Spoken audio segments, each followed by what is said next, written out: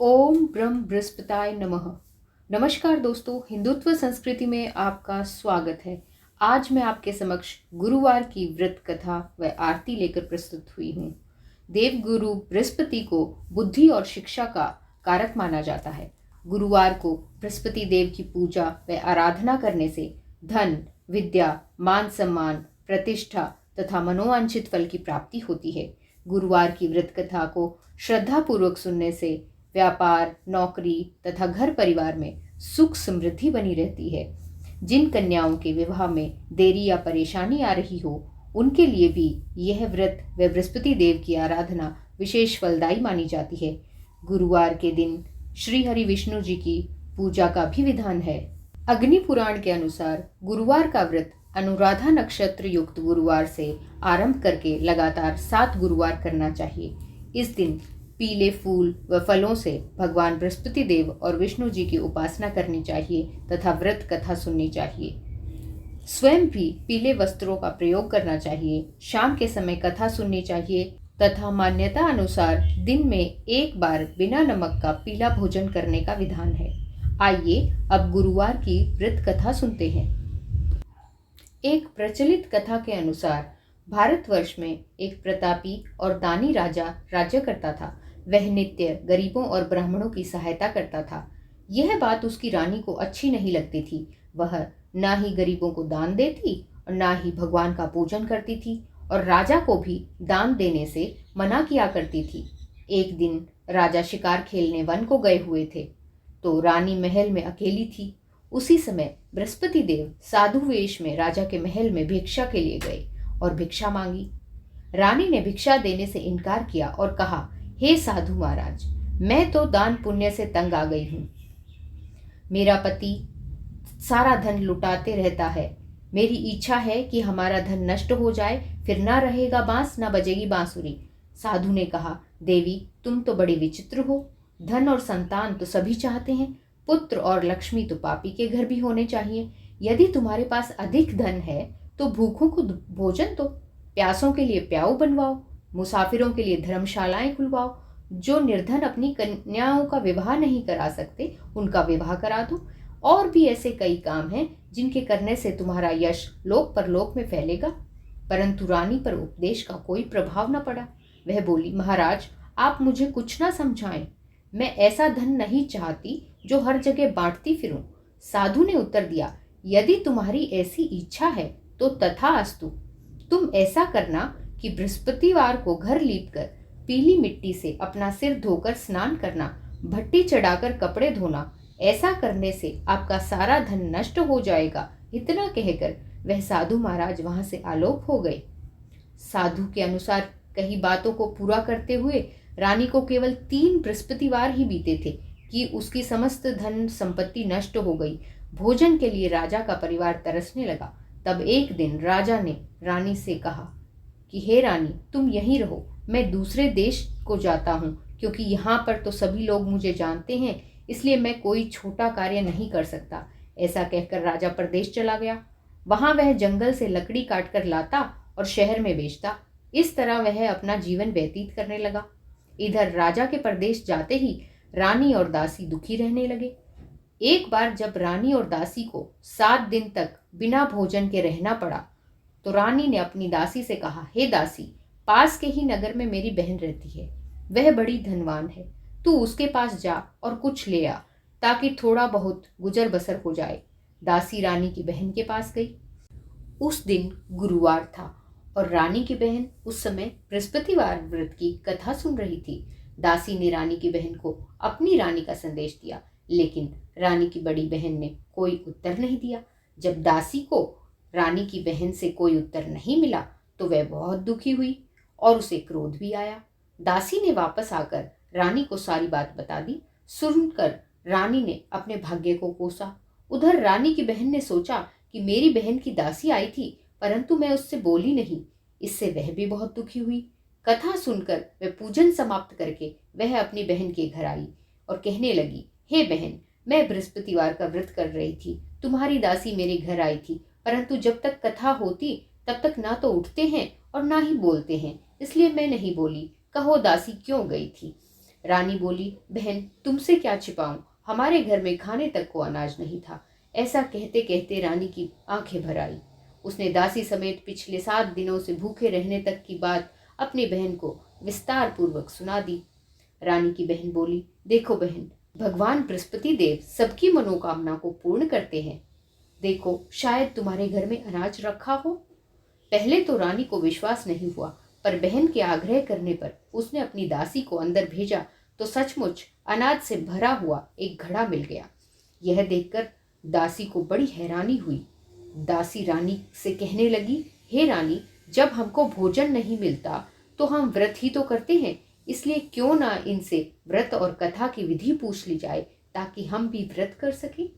तब रानी ने अपनी बहन से बृहस्पतिवार के व्रत के बारे में पूछा। उसकी बहन ने बताया कि गुरुवार के व्रत में चने की दाल और मुनक्का से भगवान विष्णु का केले की जड़ में पूजन करें तथा दीपक जलाएं, व्रत कथा सुने, पीला भोजन ही करें, इससे बृहस्पति देव प्रसन्न होते हैं। व्रत और पूजन की विधि बताकर रानी की बहन अपने घर को लौट गई। 7 दिन बाद जब गुरुवार आया तो रानी और दासी ने व्रत रखा, गुड़साल में जाकर चना और गुड़ ले आई, फिर उससे केले की जड़ तथा विष्णु भगवान का पूजन किया। अब पीला भोजन कहाँ से आए, इस बात को लेकर दोनों बहुत ही दुखी थी। अब चूंकि उन्होंने व्रत रखा था इसलिए बृहस्पति देव उनसे प्रसन्न थे, इसलिए वे एक साधारण व्यक्ति का रूप धारण कर 2 थालों में सुंदर पीला भोजन दासी को दे गए। भोजन पाकर दासी प्रसन्न हुई और फिर रानी के साथ मिलकर भोजन ग्रहण किया। उसके बाद वे सभी गुरुवार को व्रत और पूजन करने लगी। बृहस्पति भगवान की कृपा से उनके पास फिर से धन संपत्ति आ गई, परंतु रानी फिर से पहले की तरह आलस्य करने लगी। तो इस पर रानी को समझाते हुए दासी कहती है कि बड़ी मुसीबतों के बाद हमने यह धन पाया है, इसलिए हमें दान पुण्य करना चाहिए, भूखे मनुष्यों को भोजन कराना चाहिए और धन को शुभ कार्यों में खर्च करना चाहिए, जिससे तुम्हारे कुल का यश बढ़ेगा, स्वर्ग की प्राप्ति होगी और पितृ प्रसन्न होंगे। दासी की बात मानकर रानी अपना धन शुभ कार्यों में खर्च करने लगी, जिससे पूरे नगर में उसका यश फैलने लगा। एक दिन राजा दुखी होकर जंगल में एक पेड़ के नीचे आसन जमाकर बैठा हुआ था। वह अपनी दशा को याद करके व्याकुल होने लगा।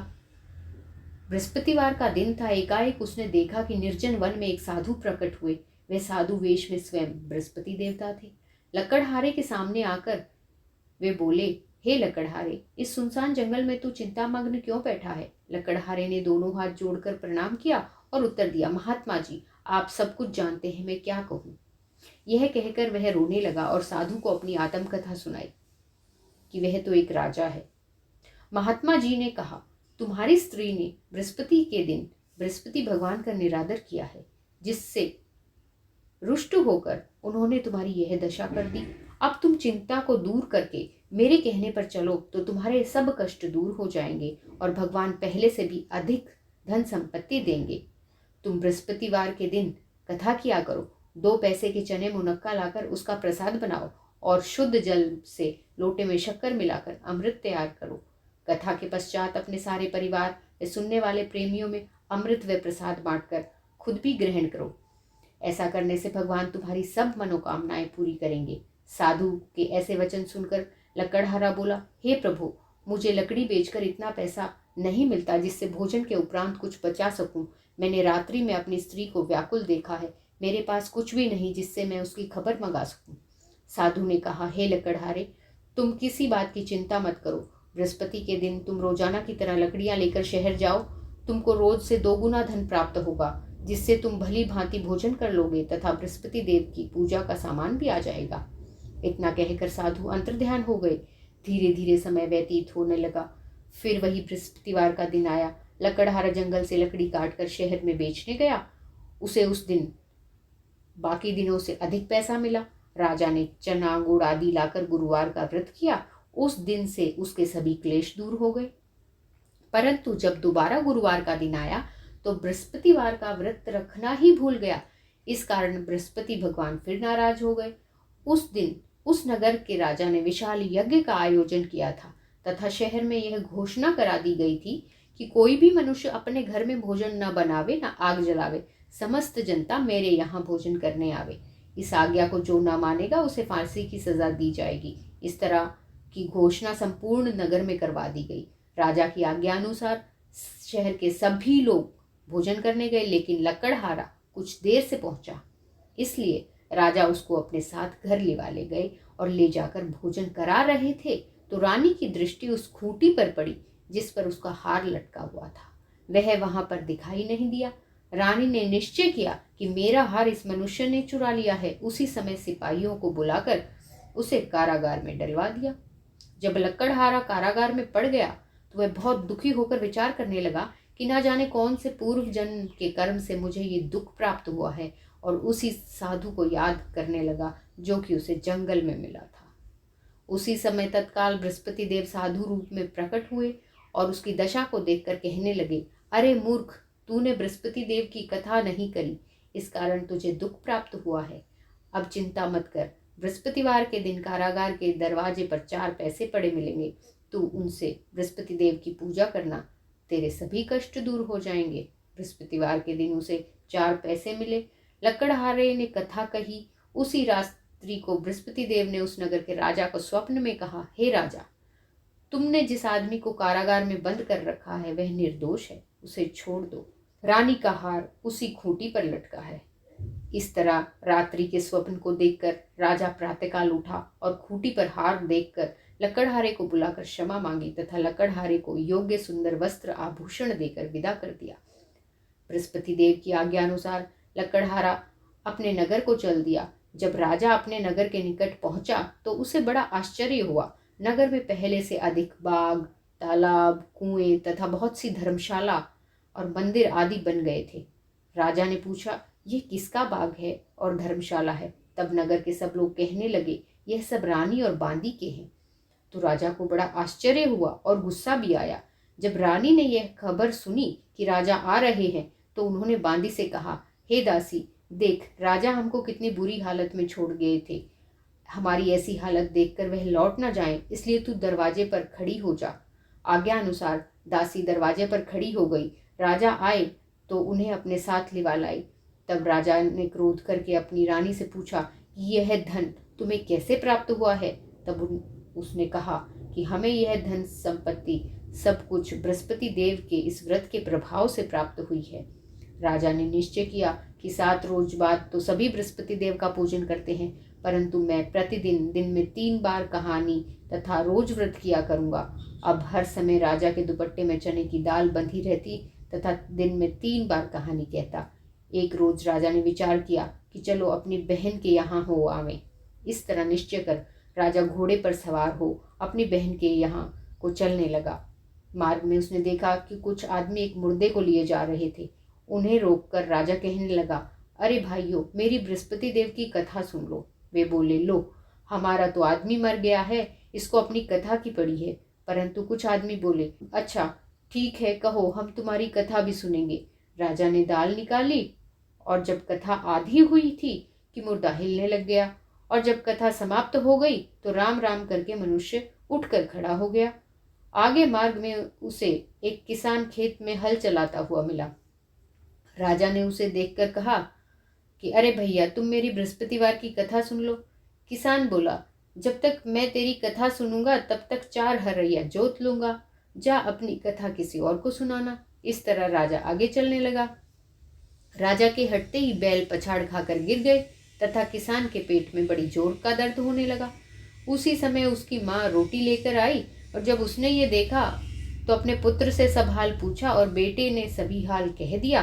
तो बुढ़िया दौड़ी दौड़ी उस घुड़सवार के पास गई और उससे बोली कि मैं तेरी कथा सुनूंगी, तू अपनी कथा मेरे खेत पर चलकर ही कहना। राजा ने बुढ़िया के खेत पर जाकर कथा कही, जिसके सुनते ही उसके बैल उठ खड़े हुए तथा किसान के पेट का दर्द भी बंद हो गया। राजा अपनी बहन के घर पहुंचा। बहन ने भाई की खूब मेहमान नवाजी की। दूसरे रोज प्रातःकाल राजा जगा तो वह देखने लगा कि सब लोग भोजन कर रहे हैं। राजा ने अपनी बहन से कहा, ऐसा कोई मनुष्य है जिसने भोजन ना किया हो? मेरी बृहस्पतिवार की कथा सुन ले। बहन बोली, हे भैया, यह देश ऐसा ही है, यहाँ लोग पहले भोजन करते हैं, बाद में अन्य काम करते हैं। अगर कोई पड़ोस में हो तो देख आऊं। वह ऐसा कहकर देखने चली गई, परंतु उसे कोई ऐसा व्यक्ति नहीं मिला जिसने भोजन न किया हो। अतः वह एक कुम्हार के घर गई जिसका लड़का बीमार था। उसे मालूम हुआ कि उसके यहाँ 3 रोज से किसी ने भी भोजन नहीं किया है। रानी ने अपने भाई की कथा सुनने के लिए कुम्हार से कहा तो वो तैयार हो गया। राजा ने जाकर बृहस्पतिवार की कथा कही, जिसको सुनकर उसका लड़का ठीक हो गया। अब तो राजा की प्रशंसा होने लगी। एक रोज राजा ने अपनी बहन से कहा कि हे बहन, अब हम अपने घर को जाएंगे, तुम भी तैयार हो जाओ। राजा की बहन ने अपनी सास से पूछा तो सास ने कहा, हाँ चली तो जाओ, परंतु अपने बच्चों को मत लेकर जाना, क्योंकि तेरे भाई के तो कोई औलाद नहीं है।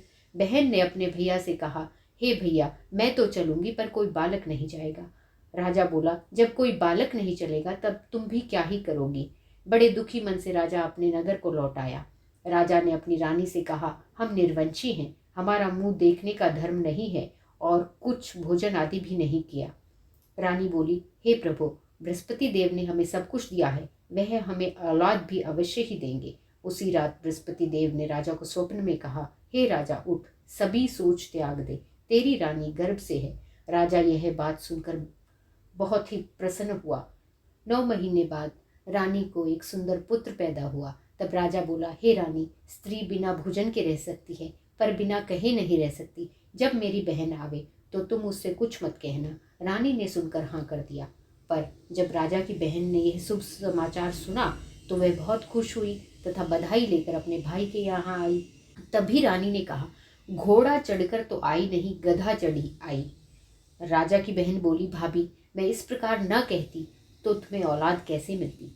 बृहस्पति देव ऐसे ही हैं, जैसी जिसके मन में कामनाएं हैं वे सभी को पूर्ण करते हैं। जो सद्भावना से बृहस्पतिवार का व्रत करता है एवं कथा सुनता है, दूसरों को सुनाता है, बृहस्पति देव उसकी सभी मनोकामनाओं को पूर्ण करते हैं। बोलो बृहस्पति देवता की जय।